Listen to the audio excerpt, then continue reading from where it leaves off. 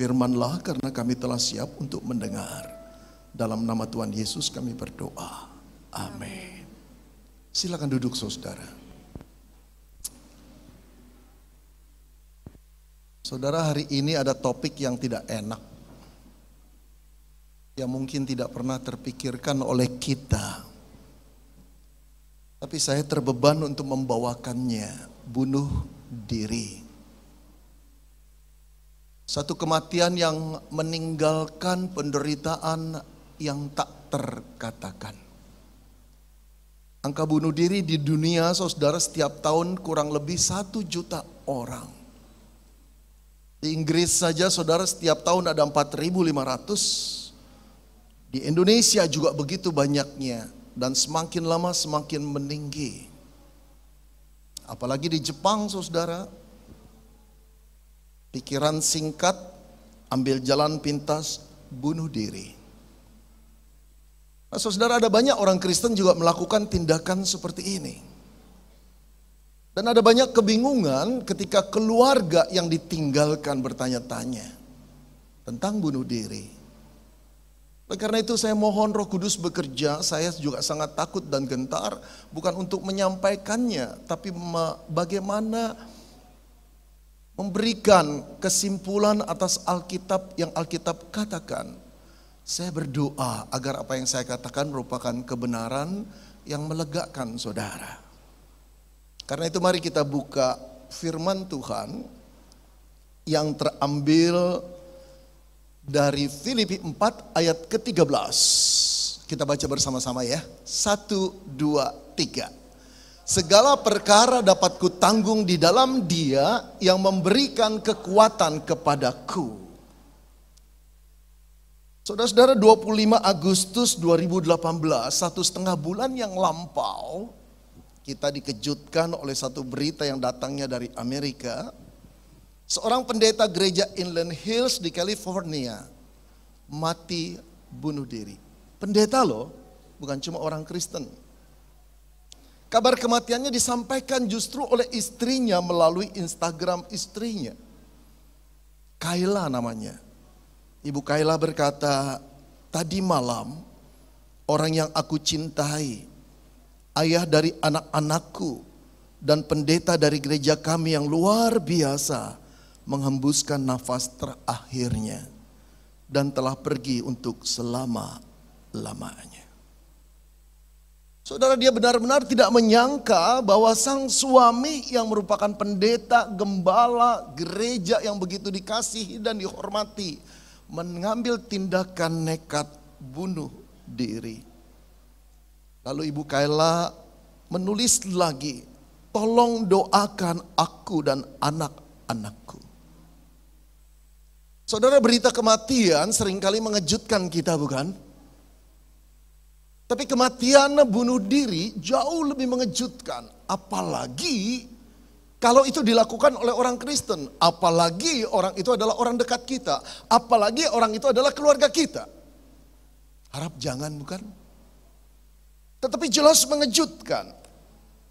Si pelaku bunuh diri, saudara, tidak menyadari apa dampak daripada perbuatannya. Yang penting baginya terbebas. Saudara, apa sih dampak bagi orang yang ditinggalkan bunuh diri? Oh, saudara yang dikasihi, mencari dampak yang ditinggalkan itu luar biasa dalamnya. Pada waktu seseorang atau anggota keluarga mendengar ada teman atau anggota keluarganya bunuh diri, perasaan pertama apa? Bingung, berita itu benar atau tidak. Kedua, ada perasaan salah, guilty feeling. Kok bunuh diri? Aduh, aku kurang perhatian. Yang ketiga, kecewa. Kenapa engkau mati bunuh diri, meninggalkan tanggung jawabmu? Sekarang kami yang harus menanggungnya. Yang keempat, marah. Yang kelima, dendam karena kematian orang yang bunuh diri. Kemudian trauma yang berkepanjangan. Sulit untuk menyembuhkan, mustahil untuk melupakan. Oh saudara, panjang sekali dampak dari orang bunuh diri itu. Pelaku bunuh diri gampang dan rasa selesai. Tapi yang ditinggalkan mendalam.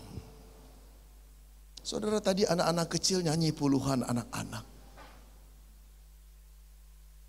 Nyanyi puluhan anak-anak bukan? Anak-anak itu punya gambaran masa depan, punya harapan, punya impian papa mamanya menjadi orang Kristen yang baik, menjadi orang tua yang baik. Andai kata ada seorang anak, andai kata loh ya, minta maaf. Ada seorang anak yang papa atau mamanya mengambil jalan buntu, jalan singkat, mati bunuh diri. Jangan lupa, bebas buat pelaku, tidak buat anak-anak si kecil ini. Saudara bayangkan kalau dia sudah besar, ketika dia jatuh cinta, ketika dia melamar bersama orang tuanya, lalu calon besannya bertanya dulu, kabarnya papamu meninggal ya? Kabarnya mamamu meninggal. Oh iya om, meninggal karena apa? Mau jawab apa? Mau jawab apa? Jangan gampang ngambil tindakan senekat itu, berwaris kepada warisan kita. Anak cucu kita. Sukar dilupakan bukan? Oh saudara, dampaknya begitu dalam, menjadi trauma yang menakutkan. Sukar untuk dilupakan. Saudara, mengapa sih orang bunuh diri? Kita cari sebabnya. Mencari penyebab bunuh diri itu sangat kompleks. Bunuh diri bisa disebabkan oleh satu faktor, bahkan seremeh munculnya jerawat di pipi para remaja. Saudara lihat dah di medsos, ada orang bunuh diri karena jerawat. Ya ampun tuh orang. Kalau orang bunuh diri karena jerawat, Beni Solihin waktu remaja sudah mati berkali-kali, saudara. Tapi penyebab bunuh diri kadang-kadang gabungan faktor yang begitu rumit sekali. Sampai sukar dipahami penyebabnya apa. Tapi ada orang yang bunuh diri karena kecewa, saudara-saudara. Karena perasaan malu, karena dihianati, karena ditinggali, karena dibully, karena diremehkan, karena dianggap tidak berharga. Tapi ada orang bunuh diri karena marah, karena dendam. Dia mau balas dendam itu dengan cara apa? Kematiannya, biar malu satu keluarga, biar malu satu komunitas. Ada orang seperti itu. Tapi ada orang juga bunuh diri karena apa saudara? Karena keadaan ekonomi yang tidak pulih-pulih. Karena perusahaannya bangkrut, karena utang di mana-mana. Tapi ada orang juga yang bunuh diri karena beban, sakit penyakit yang berkepanjangan dan tidak kunjung sembuh. Ada macam banyak sebab orang bunuh diri. Dan faktornya itu kadangkala sukar diterka. Tapi saudara, satu kesimpulan yang saya duga ada pada orang bunuh diri sebelum dia bunuh diri. Lebih baik aku mati daripada hidup. Kalimat itu yang menguasai otaknya. Kalimat itu yang menguasai perasaannya. Lebih baik mati daripada hidup. Lebih baik mati daripada hidup. Saudara yang dikasihi oleh Tuhan Yesus, pertanyaan yang sering muncul ketika seseorang menerima kabar bunuh diri dari orang yang pelaku bunuh diri itu orang Kristen atau keluarganya. Pertanyaan apa? Yang pertama, apakah bunuh diri itu dosa? Yang kedua, apakah orang Kristen yang sungguh-sungguh bisa bunuh diri? Yang ketiga, atau tindakan bunuh diri merupakan indikasi bahwa orang itu belum menjadi Kristen sungguh-sungguh. Yang keempat, yang terakhir yang begitu penting. Kalau orang bunuh diri diampuni Tuhan enggak? Bisa masuk surga enggak? Saudara, pertanyaan-pertanyaan ini selalu muncul ketika kita mendengar ada seorang Kristen mati bunuh diri. Dan pertanyaan ini terus mengganggu. Sampai puluhan tahun pun kalau tidak terjawab akan mengganggu. Saudara, saya terbeban untuk memberitakan apa yang Alkitab katakan. Agar kita diterangi oleh kebenaran firman Tuhan. Di dalam Alkitab ada 7 tokoh, hanya 7 tokoh yang mati bunuh diri. Orang pertama adalah Abimelek. Barangkali kita asing dengan orang ini. Saudara, Abimelek adalah seorang yang jahat di mata Tuhan. Itu Alkitab katakan. Dia naik tahta kerajaan Israel dengan cara, saudara, membunuh 70 keluarganya. Dan orang-orang yang tidak setuju kepada dia. Nah, satu kali, saudara, dia menyerang ke kota Tebes. Dia membawa prajuritnya. Rakyat ketakutan di kota itu. Lalu berlindung di sebuah menara yang ada di tengah-tengah kota itu. Kemudian Abimelek dengan prajuritnya mendekati menara itu dan mau membakarnya. Saat dia mendekati tembok menara, ada seorang perempuan di atas menara itu mengangkat batu kilangan dan melemparkannya, menjatuhkannya batu kilangan itu kepada Abimelek, tepat kena kepalanya. Alkitab mengatakan hancurlah kepalanya. Saat dia sekarat, dia melihat yang melempar itu adalah wanita. Waduh, ada perasaan malu kalau Abimelek itu dibunuh oleh seorang wanita. Lalu dia memerintahkan pengawalnya untuk menghunus pedangnya dan membunuh dirinya. Lalu pengawalnya itu menuruti dan menghunus lalu membunuhnya. Matilah Abimelek. Itu tindakan bunuh diri, bukan? Tokoh yang kedua, saudara, yang mati bunuh diri adalah Samson. Kita tahu Samson adalah abdi Allah. Cuma yang hidup di dalam kesenangan dunia. Sampai dia lemah, sampai orang Filistin mengakali dia, sampai matanya buta, sampai dia menjadi tawanan, bukan?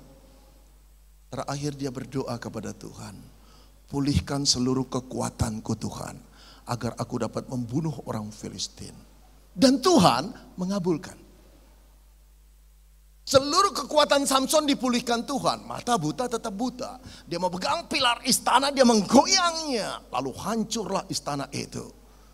Ada banyak orang Filistin yang mati. Tapi Samson pun ikut mati. Itu tindakan bunuh diri. Saudara-saudara yang dikasihi Tuhan. Yang ketiga adalah Saul. Raja Israel pertama yang memberontak kepada Tuhan. Tidak takut pada Tuhan, mempermainkan kekuasaan yang dari Tuhan. Satu kali saudara dia dikepung oleh orang Filistin. Di dalam keadaan terdesak, dia menyuruh pengawal yang membawa senjatanya untuk menghunus senjata dan menusuk kepada dia. Sang pengawal tidak mau. Akhirnya apa yang diperbuat? Saul menjatuhkan diri di pedangnya. Kemudian dia tertusuk oleh pedangnya sendiri dan mati. Jelas Saul bunuh diri.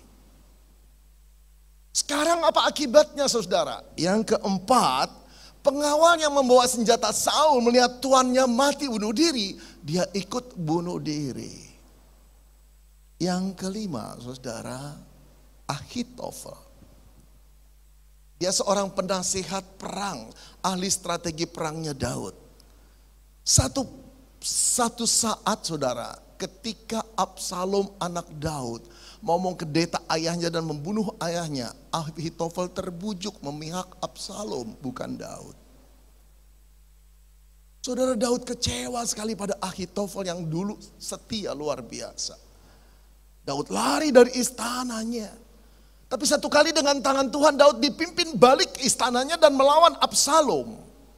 Di dalam keadaan terdesak, Ahitofel sang strategi perang itu menasehati Absalom dengan nasihat-nasihatnya. Tapi Absalom menolaknya. Kecewalah Ahitofel. Dia pulang kampung, dia menggantung dirinya. Mati bunuh diri. Kemungkinan besar dia takut saudara. Kalau Daud menjadi raja kembali, dia pun tidak lolos dari kematian. Karena itu dia mati bunuh diri. Saudara, orang yang keenam adalah Zimri. Seorang yang jahat di mata Tuhan, itu Alkitab katakan. Ia menjadi raja Israel dengan mengkudeta Raja Ela yang resmi menjadi raja Israel. membunuh seluruh keluarga Ela, membunuh orang-orang yang tidak setuju dengan dia. Banyak sekali saudara. Pada waktu dia telah memerintah sebagai raja 7 hari, rakyat marah, rakyat berlari, rakyat bersatu, rakyat mengepung istana. Dan ingin membunuh Raja Zimri. Saudara, di dalam ketakutannya dia lari ke istana dan membakar seluruh istana. Padahal dia sendiri ada di dalamnya. Mati bunuh diri. Saudara, tokoh yang terakhir adalah Yudas, bukan? Seorang yang dipilih Tuhan Yesus untuk menjadi muridnya. Seorang yang mendengar kebenaran Injil begitu banyaknya. Seorang yang menyaksikan mujizat-mujizat yang dibuat oleh guru yang terrohani dalam dunia ini. Seseorang yang mengajarkan kebenaran-kebenaran yang tak ada tandingannya. Bukan mencintai gurunya, malah menjual gurunya dengan 30 keping perak. Tapi setelah gurunya mati tergantung di salib, dia menyesal sekali. Penyesalan ini bukan lari kepada Tuhan, tapi dia mengambil jalan pintas, mati bunuh diri. Lalu apa yang Alkitab ajarkan saudara tentang bunuh diri? Yang pertama saya mau katakan pada saudara, setelah setiap kisah bunuh diri dilakukan, Alkitab tidak memberi komentar apa-apa. Susahnya di situ. Alkitab tidak pernah mengatakan mati, bunuh diri, masuk neraka. Bunuh diri adalah dosa. Tidak. Dari 7 tokoh yang betul-betul jahat 5, kejahatannya jelas. Ada 2 yang kejahatannya tidak jelas. Yang pertama, sang pembawa senjata Saul, saudara. Tidak jelas kejahatannya. Yang kedua, Samson. Walaupun dia orang yang pernah salah jalan, di akhir hidupnya bertobat. Lalu dia meminta pulih kekuatannya untuk membunuh mati Filistin. Tapi jangan lupa Filistin itu musuh bangsa Israel. Musuh Allah. Saudara, Allah memilih bangsa Israel untuk bermaksud menurunkan sang Mesias yang dijanjikan pada Adam dan Hawa, pada Abraham. Yaitu sang juru selamat dunia yang bernama Yesus. Melalui bangsa Israel. Nah, orang Filistin sangat senang kalau membasmi orang Israel dari muka bumi ini. Melenyapkannya, genosid. Saudara bisa bayangkan, kalau bangsa Israel digenosid, dari mana turunnya Yesus Kristus menjadi juru selamat dunia? Bukankah janji Allah tentang sang juru selamat akan gagal? Jadi ini bangsa betul-betul bangsa yang melawan rencana Tuhan. Karena itu Tuhan memakai Samson untuk menghukum bangsa Filistin. Tapi bagaimana yang 5 itu? Saudara, orang yang 5 ini adalah orang-orang yang jahat di mata Tuhan. Yang seumur hidup tidak menghormati Tuhan. Dosa mereka berakumulasi sampai titik puncak. Ketika satu situasi meminta mereka bertanggung jawab, mereka melarikan diri dari tanggung jawab itu. Dengan cara apa? Mati, bunuh diri. Tak ada satupun dari 5 itu yang bertobat dan mengharapkan Allah, tidak ada. Kalau begitu mari kita tanya lagi, dosakah bunuh diri itu? Saudara, secara eksplisit Alkitab tidak pernah menulis di satu ayat pun bahwa bunuh diri itu dosa. Tidak ada. Coba saudara cari. Tidak ada. Tetapi saudara, ada satu ayat yang selalu dipegang oleh bapak-bapak gereja, juga termasuk Bapak Agustinus. Yaitu hukum yang ke-6, jangan membunuh. Saudara, membunuh artinya menghilangkan nyawa dan kehidupan seseorang. Allah berkata jangan membunuh. Banyak teolog termasuk bapak gereja yang beranggapan membunuh itu termasuk membunuh diri. Karena membunuh diri berarti menghilangkan nyawa dan kehidupan diri kita sendiri, bukan? Ini loh hukumnya. Jadi apakah dosa? Lihat saja hukumnya. Yang kedua, saudara, banyak orang beranggapan membunuh diri itu berarti mengambil haknya Tuhan. Tuhanlah pemberi kehidupan. Tuhan pula yang merencanakan pengangkatan daripada kehidupan itu, bukan? Di dalam kematian.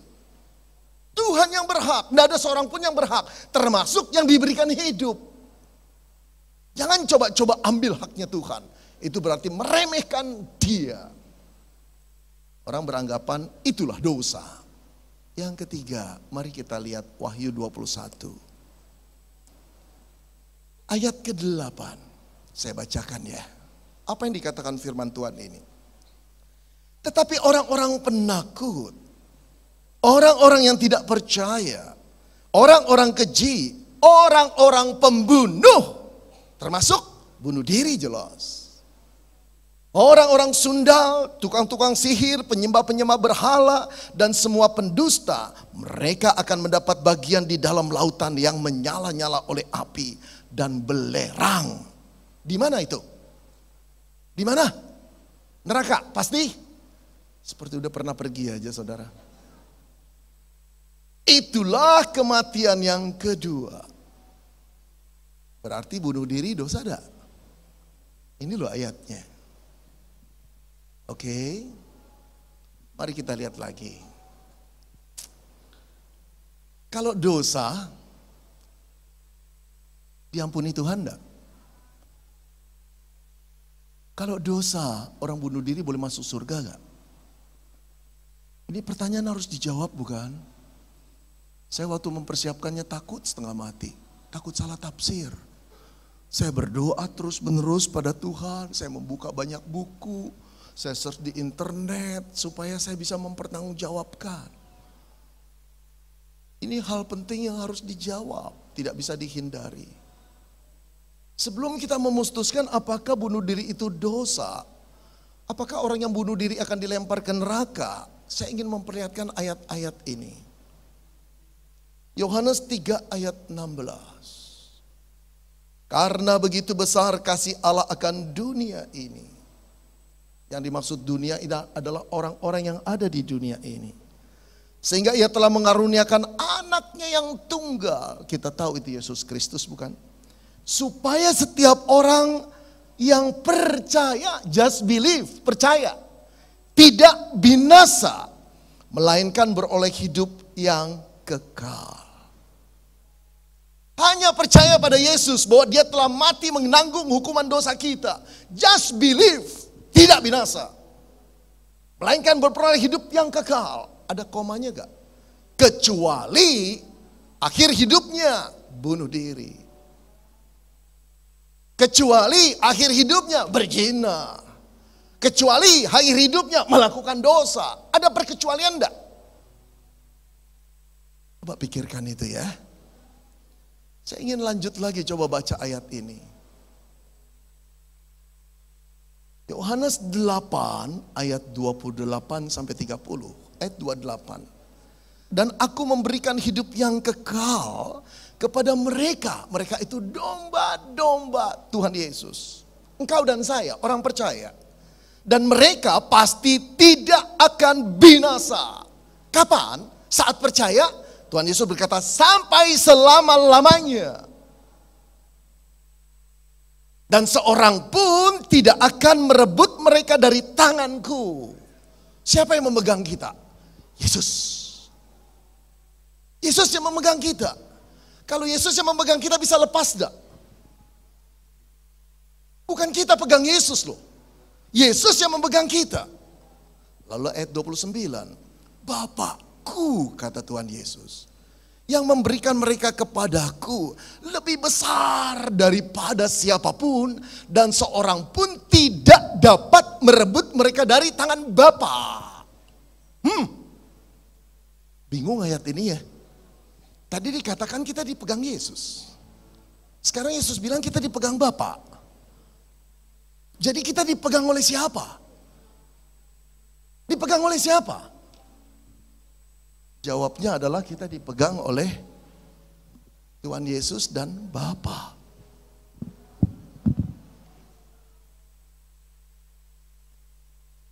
Dari mana Bapak tahu? Lihat ayat 30. Aku dan Bapa adalah satu.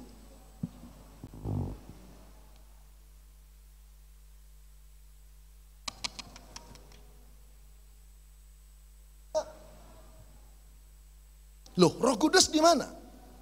Paulus berkata, tubuh kita ini bait Allah, bukan? Artinya Roh Kudus tinggal di dalam diri kita, bukan? Kita sudah dilindungi di dalam tangan Bapa dan Yesus, double protection. Ada Roh Kudus di dalam kita, triple protection, bukan? Bisa gak lepas? Bisa gak kita lepas dan direbut oleh orang? Jawabnya tidak mungkin. Mungkin Pak, mungkin nanti dulu. Memang Tuhan menjaga kita Pak, Tuhan menggenggam kita. Tapi kalau kita mau keluar, ya lolos Pak. Sungguh. Kalau kita mau keluar dari tangan Bapa, tangan Yesus dan Roh Kudus lolos, berarti tidak punya kuasa dong Allah kita. Tergantung kita dong. Yesus juga percuma mati di salib. Tergantung saya mau gak untuk menerimanya. Kalau tergantung kita, keselamatan itu tergantung siapa? Tergantung Allah kah? Atau tergantung perbuatan baik kita? Mari kita lihat ayat berikutnya saudara. Roma 8 ayat 1. Demikianlah sekarang, kata Paulus kepada jemaat di Roma yang sudah percaya. Tidak ada penghukuman bagi mereka, bagi orang yang percaya, yang ada dalam Kristus Yesus. Hukuman kita sudah dibayar oleh Yesus. Bagaimana mungkin hukuman itu kembali ada, lalu ditagih kepada kita?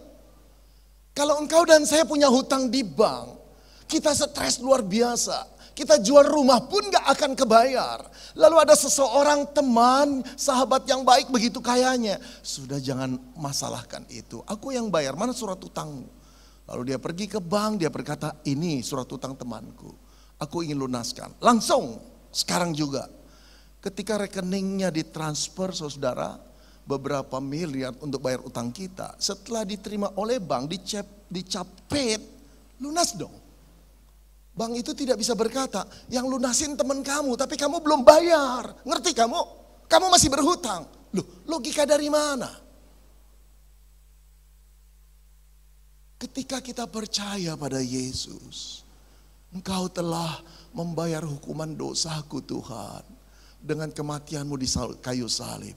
Kita disebut orang percaya. Yang diselamatkan Tuhan. Dijamin tidak ada seorang pun yang bisa merebut kita. Lunas sudah. Tapi nanti dulu Pak, bunuh diri kan beda. Kalau kita bunuh diri, apa jaminan Tuhan itu hilang? Gak pernah ada perkecualian bukan?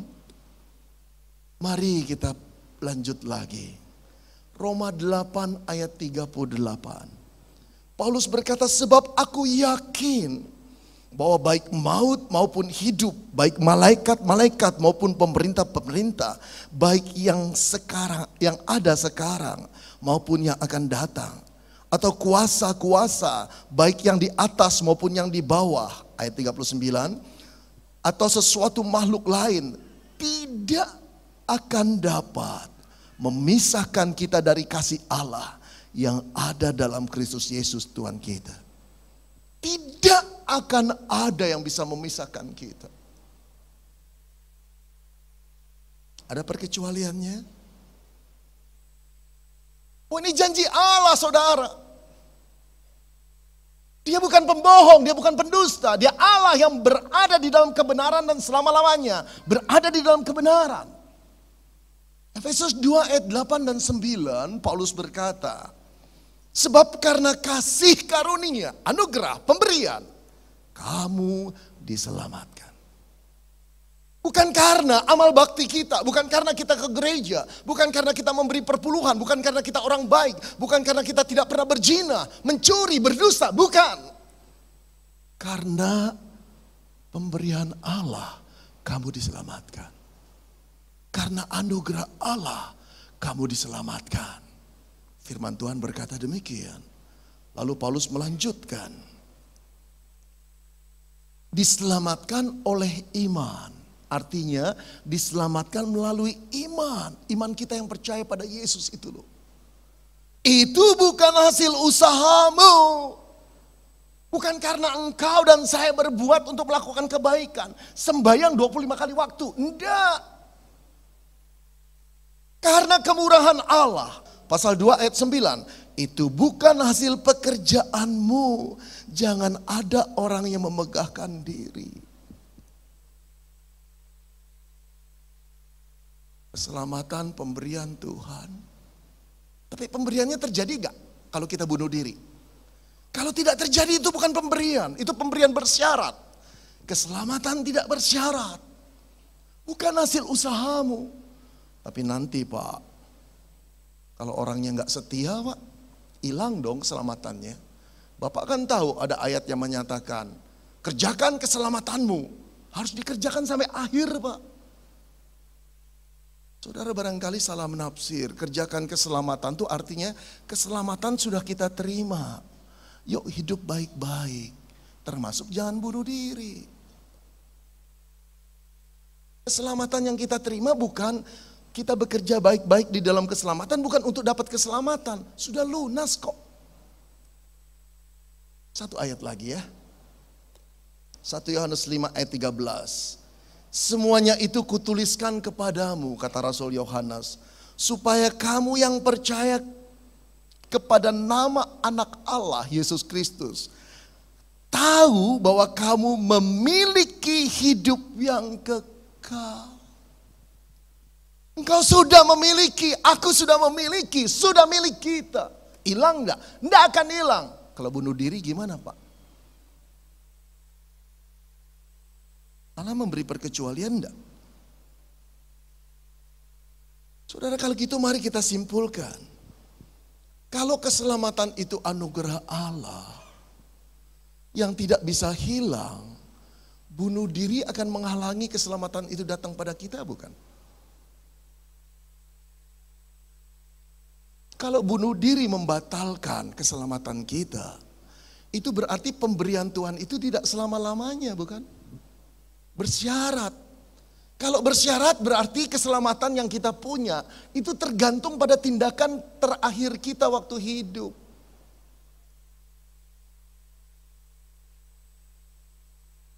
Namanya bukan anugerah. Usaha manusia bukan? Tapi oke Pak, khotbah ini jadi pusing saya. Bagus deh kalau pusing, supaya tidak bunuh diri. Pak, tadi kan Bapak bilang hukum yang ke-6 jangan membunuh. Membunuh itu kan berarti membunuh diri, melanggar hukum ini dong. Oke, mari kita lihat. Itu hukum ke-6, saudara tahukah kelimanya? Hormatilah ayahmu dan ibumu. Saudara tahu hukum ke-7, jangan berzina. 8, jangan mencuri. 9, jangan mengucapkan saksi dusta. 10, jangan menginginkan milik sesamamu. Oke, kita gak bunuh diri, kita berdusta gak? Saya gak berani mengatakan saya gak berdusta, saudara. Oke, sekarang saya tanya. Di antara hukum ini, mana hukumnya, mana pelanggaran daripada hukum ini yang paling berat? Hukum keberapa?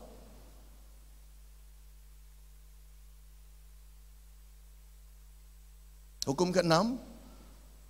Kalau gitu orang berdusta boleh masuk surga gak? Enggak Pak, itu hukum ke-7 Pak, jangan berzina, itu pasti gak masuk surga.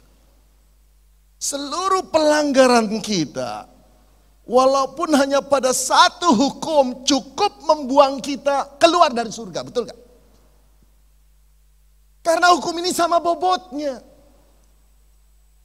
Kalau kita minum aqua saudara, di tengah-tengah terik matahari, kita kehausan, dehidrasi, kita minum, tiba-tiba ada seseorang teman berkata, jangan minum. Loh kenapa? Aku haus, aku baru beli kok. Kamu lihat di bawahnya, ada jamur benang hitam. Wow, tapi kan cuma satu jamur, satu benang, gak apa-apa, aku bisa minum tanpa minum benangnya kok. Tuh kan masih ada, bodohlah orang itu.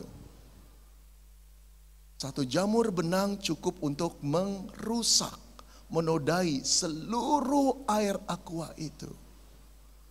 Satu dosa cukup untuk membuat kita dilempar ke neraka oleh Tuhan.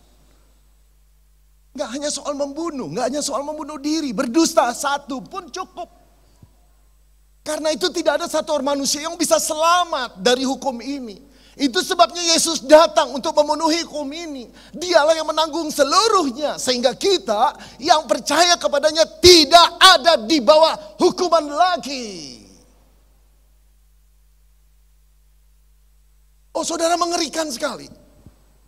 Andai kata hukum ini menjadi ukuran kita masuk surga atau tidak masuk surga, tidak ada seorang pun yang lolos. Para pendeta pun tidak, aku pun tidak. Tapi keselamatan itu anugerah. Itulah kasih sayang Tuhan yang besar kepadamu dan kepadaku.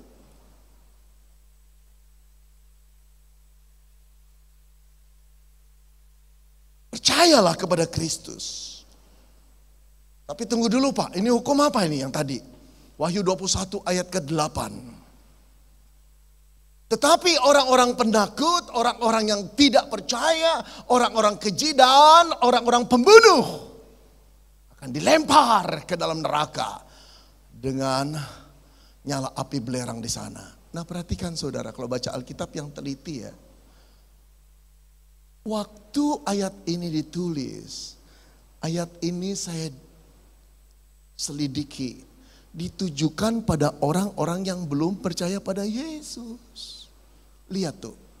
Dan orang-orang yang tidak percaya bahwa Yesus itu juru selamat.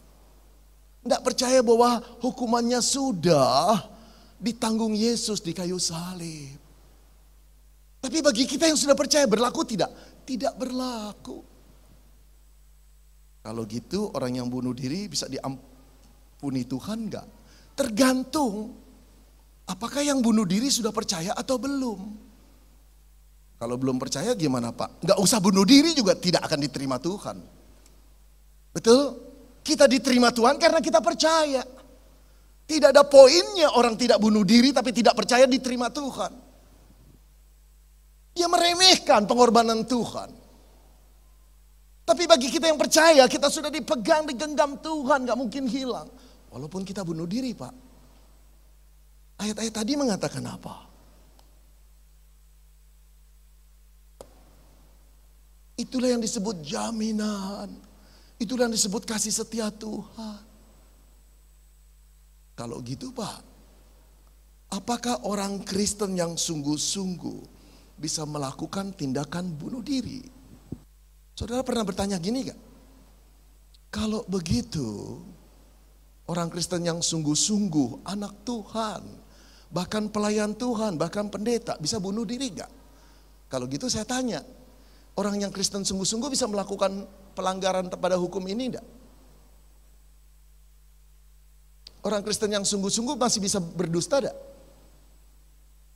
Orang Kristen yang sungguh-sungguh masih bisa mengingini hak sesama gak? Orang Kristen yang sungguh-sungguh masih bisa berzina gak? Jawabnya bisa. Disitulah kita bergumul. Untuk hidup kudus bersama Allah Roh Kudus. Mengikuti pimpinannya bukan keinginan daging. Tapi kita sadar. Selama kita masih hidup di dalam daging, kita masih mungkin jatuh. Termasuk melakukan bunuh diri. Tetap diterima Tuhan enggak? Tuhan tidak akan pernah membatalkan janjinya. Duh Pak, benar-benar pengajaran Bapak ini mengkhawatirkan deh Pak. Saya juga khawatir kok. Ini bisa mendorong orang untuk melakukan bunuh diri bukan? Ketika engkau frustrasi, depresi berat, beban hutang melimpah, sudah gak karuan, stres, anak gak kacau balau, kau malu luar biasa. Ingat khotbah Pak Beni. Bunuh diri tetap masuk surga. Ketawa, ada rencana ya. Dengarkan saya. Saya ingin tetap mengatakan ayat-ayat yang saya pamerkan itu mau menunjukkan apa? Kasih setia Allah yang tidak berubah. Engkau dan saya punya Allah yang teragung. Punya Allah yang terkasih, punya Allah yang tidak membatalkan janjinya yang pernah dikatakan kepada kita. Itulah sebabnya saudara-saudara Paulus berkata demikian. Jika kita tidak setia, Dia Allah kita tetap setia. Kenapa Dia tetap setia? Bukan karena kita setia, bukan karena kita, Tetapi karena dia sendiri, dia tidak dapat menyangkal dirinya. Saudara, pada waktu kita mengikuti kebaktian peneguhan pernikahan, kita suka terharu ya. Ketika sepasang muda-mudi memegang tangan lalu mengucapkan janji pernikahan. Ketika kita menikah juga begitu. Hampir di setiap pernikahan yang saya hadiri, ketika sepasang muda-mudi membacakan janjinya, mengucapkan janjinya, ada getaran suara di sana. Kadangkala air mata turun. Aku akan setia dan memelihara engkau. Sekalipun dalam keadaan suka, duka, sehat, sakit, kekurangan, kelimpahan. Tapi ketika pasangan kita setelah berumah tangga bertahun-tahun tidak setia, kita berkata apa? Oke, bukan salah saya ya. Kamu yang mulai tidak setia. Jadi saya juga bisa tidak setia. Bukan cuma kamu, tahu gak? Itu artinya kesetiaan kita tergantung pada dia, bukan? Kalau Allah tidak. Sekali dia berjanji akan menyertai kita selama-lamanya. Sekali dia berjanji akan memberikan kehidupan kita selama-lamanya. Sekali dia berjanji akan mempelai kita selama-lamanya. Sekalipun kita tidak setia. Karena dia telah mengucapkan kata-katanya, dia setia. Dia setia bukan karena kita setia. Dia setia karena dia tidak bisa menyangkal kata-kata yang sudah dikeluarkannya. Integritasnya, itulah Allah. Andai kata kesetiaan Allah tergantung pada kesetiaan kita, celakalah kita semua. Tak ada satu orang manusia pun di dunia ini yang setia. Tak ada satu orang manusia pun yang akan masuk surga. Tapi dia setia, itu sebabnya kita aman di dalam Bapa. Kalau begitu, bolehkah kita bunuh diri? Tolol. Ini loh lihat.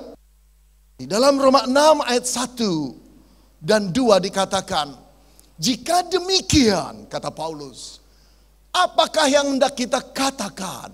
Bolehkah kita bertekun di dalam dosa, supaya semakin bertambahlah kasih karunia itu, pengampunan itu, maaf itu dari Tuhan?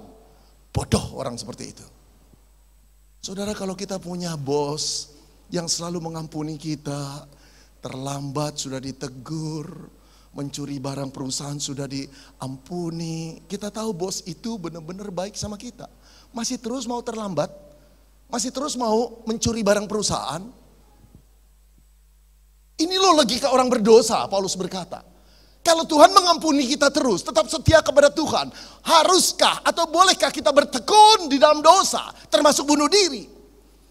Ayat kedua mengatakan sekali-kali tidak. Justru karena tahu Allah setia, kita menjadi enggan untuk bunuh diri. Nggak enak sama beliau. Nggak enak. Allah ingin kita mentaati hukum itu bukan berdasarkan regulasinya, tapi relasinya. Kita punya Allah yang Bapa. Kita punya Allah yang setia. Kita punya Allah yang tak pernah habis mencintai kita. Kenapa kita ambil tindakan nekat mempermalukan dia? Lalu, sudah. Saudara, mengapa harus bertahan? Terakhir, walaupun hidup sulit, walaupun hati ini dilecehkan orang, walaupun harga diri kita jatuh, walaupun sakit penyakit tidak sembuh-sembuh, walaupun ekonomi rusak poranda, kenapa kita harus bertahan? Yang pertama, janji Tuhan kembali. Kuatkan dan teguhkanlah hatimu. Janganlah takut dan janganlah gemetar. Sebab Tuhan Allahmu, dialah yang berjalan menyertai engkau. Ia tidak akan membiarkan engkau dan tidak akan meninggalkan engkau. Perasaan kita berkata, Tuhan tidak sayang. Tuhan gak peduli. Tuhan tidak menyertai. Perasaanmu, perasaanku. Tapi firman Tuhan enggak. Aku menyertai engkau. Aku berjalan bersama dengan engkau. Aku tidak meninggalkan engkau. Sekali-kali tidak. Mau pegang perasaan, mau pegang firman. Lalu Tuhan berkata, saudara, Pencobaan-pencobaan yang kamu alami ialah pencobaan yang biasa, yang tidak melebihi kekuatan manusia. Kita harus akui saudara, pada waktu kita jatuh dalam pencobaan yang begitu berat, apalagi berkepanjangan, kita stres. Apalagi waktu kita berdoa, Tuhan kok gak jawab-jawab, kok gak beri jalan keluar. Lalu kita menangis dan kita meratap, kita marah kepada Tuhan. Tuhan, ini pencobaan berat Tuhan. Tuhan dari surga berkata, enggak berat anakku. Tuhan, ini pencobaan luar biasa. Biasa. Luar biasa. Biasa. Tuhan, aku gak main-main. Aku juga gak main-main. Biasa. Dari kacamata Tuhan itu pencobaan yang tidak melebihi kekuatanmu, kekuatanku. Biasa. Hanya perasaan kita rasanya sesak, pengen keluar cepat-cepat. Bertahanlah. Nanti kalau sudah mau mencapai satu tingkat yang luber dari kekuatan kita, Tuhan turun tangan. Gimana cara Tuhan turun tangan? Sebab Allah setia dan karena itu Ia tidak akan membiarkan kamu dicobai melampaui kekuatanmu. Pada waktu kamu dicobai, Ia akan memberikan kamu jalan keluar. Aminkan itu. Sehingga kamu dapat menanggungnya.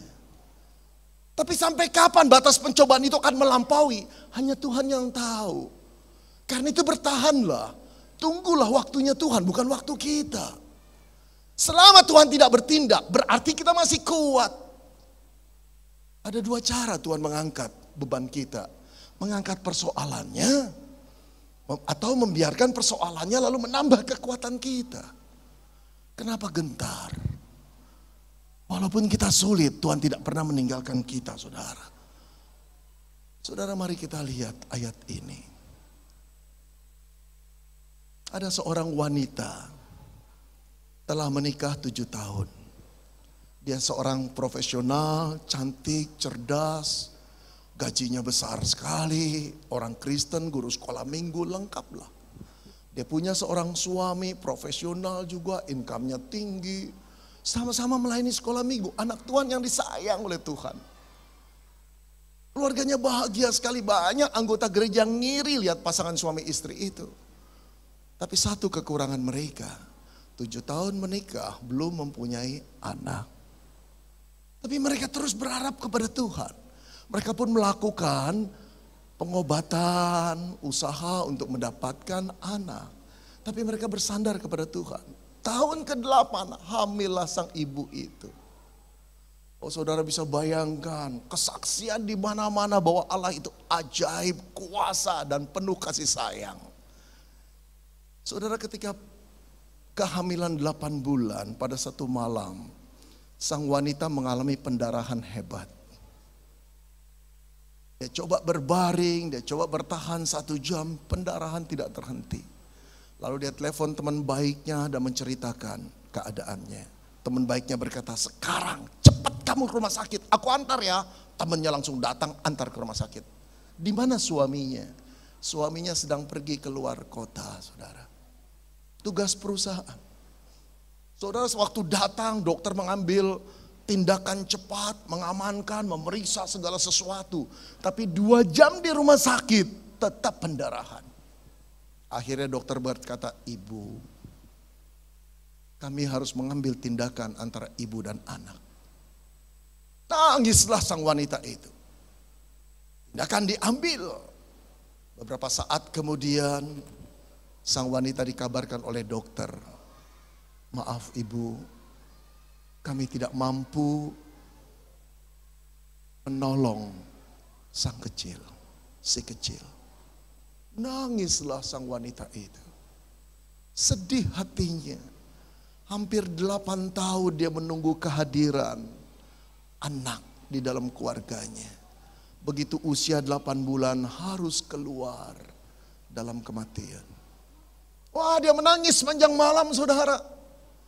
Dia tidak bisa mengirim WA kepada suaminya. Dia tidak tega, dia menangis dalam kesedihan sendiri di ranjang rumah sakit. Tapi jam 5 subuh dia tidak pernah bisa tidur. Dia akhirnya ambil WA dan dia mulai send message kepada suaminya. Say, maaf ya, aku tak dapat menahan si kecil. Subuh-subuh sang suami bangun, membaca dan terkejut. Dia cepat telepon, menangislah sang istri. Lalu sang suami berkata, say, aku akan pulang langsung. Subuh ini juga, tahan ya kamu, tabah ya. Lalu mengambil mobilnya dan pulang. Saudara, 3 jam kemudian, sang papa mertua dari sang ibu itu datang. Wajahnya pucat, matanya lembam. Lalu dia mendekati menantu perempuannya, dia pegang tangannya. Dan dia berkata, tabah ya nak ya. Sang wanita masih belum mengerti arah pembicaraan sang papa. Lalu papa itu berkata, aku dengar suamimu tadi kecelakaan dan meninggal dunia. Sang wanita muda diam, tidak tahu harus menangis, tidak tahu harus berteriak. Seolah-olah mimpi dalam hidupnya. Pada waktu 2 peti jenazah dikubur di satu liang lahat, sang wanita tidak bisa menangis lagi. Terlalu dalam lukanya. Di hari yang sama dia kehilangan suami yang tercinta dan bayi yang dia tunggu-tunggu. Kedukaan jauh lebih berat setelah pemakaman selesai, bukan? Setelah hidup harus berjalan di dalam kesendirian. Sering kali wanita ini nangis di hadapan Tuhan. Sering kali dia berkata, Tuhan, aku ingin pulang. Aku ingin bertemu dengan anakku, aku ingin bertemu dengan suamiku Tuhan. Aku tidak kuat. Beberapa kali dia coba dengan gunting, dengan silet, dia coba mulai mengiris-ngiris nadinya. Ketika darah mulai keluar, dia ingin menekannya lebih dalam lagi. Tiba-tiba Filipi 4 ayat 13 berkata, segala penderitaan dapat kutanggung di dalam Dia yang memberikan aku kekuatan. Tertahan lagi. Saudara, ada belasan kali dalam hidupnya dia mau coba seperti itu. Ayat itu bergaung lagi untuk membuat wanita ini percaya kepada Tuhan dan firman-Nya.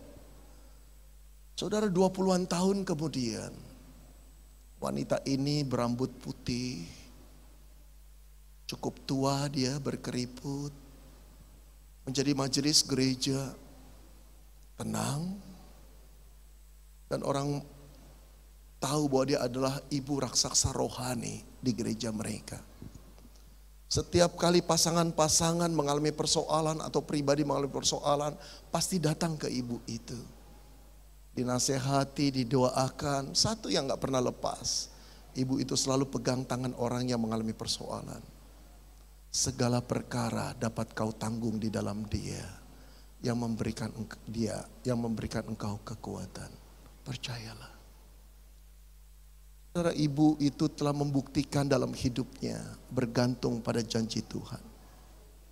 Dan dia melewati semua badai dan gelombang itu.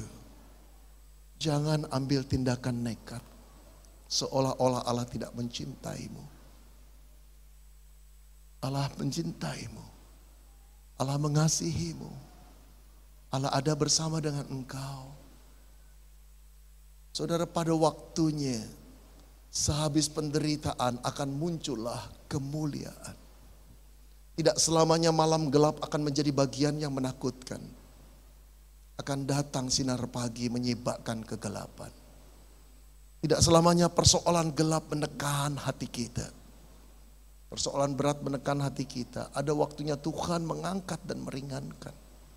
Tidak selamanya sakit penyakit menjadi bagian daripada kita dan keluarga kita. Ada waktunya Tuhan menyembuhkan dan melegakan. Bertahanlah.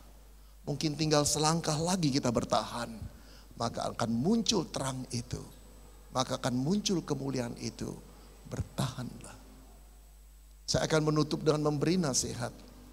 Kalau saudara sudah terpikir mau bunuh diri, jangan biarkan itu.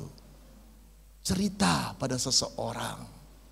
Entah itu temanmu, entah itu pendetamu, majelismu, ceritalah, bagikanlah. Bagi saudara yang mendengar keluhan ada orang yang mau bunuh diri, pasang telingamu, pasang hatimu, temani dia. Bagi para hamba Tuhan, kalau sudah menangani kasus bunuh diri dan terlalu berat masalahnya, itu berarti orang itu perlu orang yang ahli, psikolog atau psikiater. Refer dia ke sana. Dan teruslah berdoa agar Tuhan memberikan dia kekuatan. Mari kita